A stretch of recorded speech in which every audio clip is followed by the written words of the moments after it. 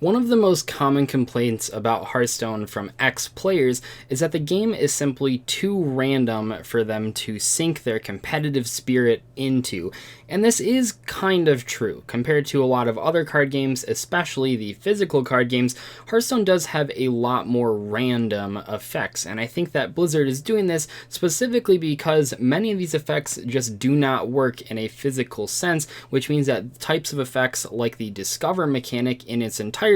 can't work in those physical card games, so you might as well put them in the online card game to have something of a unique experience. And I think in general this works pretty well. Now, more classes are more random than others, and I think in today's video we're going to talk about why the Shaman class is so inherently random, especially when compared to all of the other classes. Before delving into what Shaman does specifically that makes it so much more random than the other classes, we probably should mention the other two classes that have a variety of random-based effects. Now, pretty much every class in Hearthstone is going to have a couple of these types of cards, but the two that I'm thinking of besides Shaman are Mage and Rogue, but both of them have very specific random effects. So if we look at Mage, most of the random sort of effects that we're looking at are going to deal with adding spell cards to our hand. So Babbling Book, Lesser Ruby Spellstone, Kabbalist Tome, all of those cards deal with adding random spells to your hand, most of the time from the Mage class. Now on the opposite end of the spectrum, most of the random Rogue cards deal with stealing cards from your opponent's class. Cards like Blink Fox are going to add a random class card from your opponent's class to your hand, and there's a variety of Rogue cards that do a similar sort of burglar effect. But overall, those effects are not the main deal with those two classes, whereas with Shaman, almost all of the important classic cards are going to have these random effects, and in many cases, the Shaman class itself is built on this mechanic. For example, on one end of the spectrum, you have all of the different area of effect cards in the Shaman class that deal incremental amounts of damage depending on how much of a high roll you have. There's Lightning Storm, which is from the classic set, and I think that this is kind of where all of these random AoE effects actually stem from. It deals 2 to 3 damage to all enemy minions, and in some cases, you can just get your opponent's minions down to that 2 health, so you can actually guarantee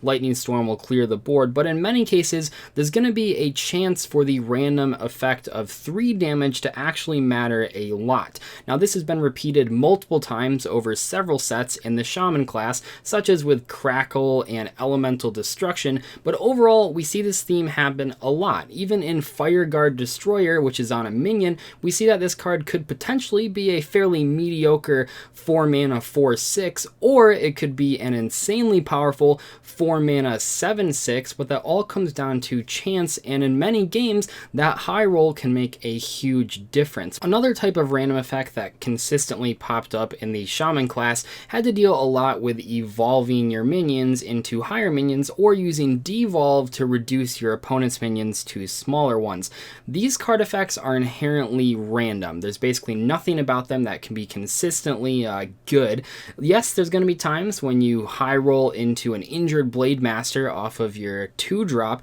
but for every time that happens, there's going to be a time when you evolve into an Ironbeak Owl, and that basically means that those evolve strategies, even though they were really popular and at some times the forefront of metagame competition, even though all of that is true, there were plenty of times that where you could just have a day where every single evolve that you did actually reduced the stats on the minions that you were evolving, or in the reverse, you could devolve your opponent's minions into better minions than they already have, which makes those strategies, while they are good occasionally, not consistent enough to always be the top deck when we compare it to many other classes. And if we do compare it to the Mage class once again, think about how the random spells in Mage works. Yes, you are getting random spells, but once you have those spells in your hand, you pretty much know what they're going to do. If we compare those to many of the AoE effects in Shaman, you really never know if they're going to clear your opponent's board or not. A lot of it comes down to random damage happening.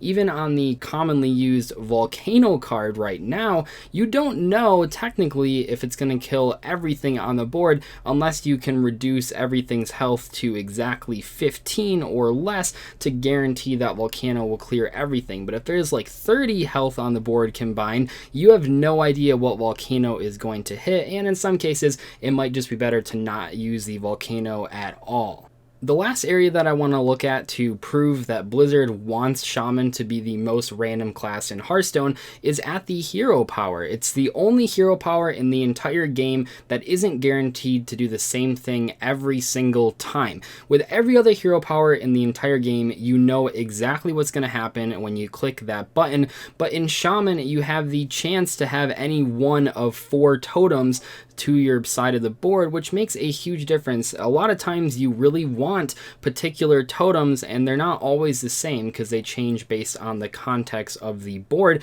and that can make a huge difference in the long run for someone trying to play Shaman, because there's going to be plenty of games where you lose based on which totem you roll when you click that hero power. And it's actually pretty funny because if we look at the Baku card, the enhancement to the Shaman hero power, it doesn't get you 2 totems, very similar to the Paladin hero power when it's enhanced. It actually just lets you select which totem you should be able to summon, which makes it pretty interesting compared to the other hero powers that are enhanced. When they get huge bonuses, Shaman is just left with pretty much the same hero power except a guaranteed totem, which kind of explains why we haven't seen any Baku Shaman decks in the metagame, because that's really not that big of enhancement. Anyway though, that's pretty much going to wrap up this discussion video. Let me know what you think about Shaman being the most random class in Hearthstone, and I will see you in the next video. Bye.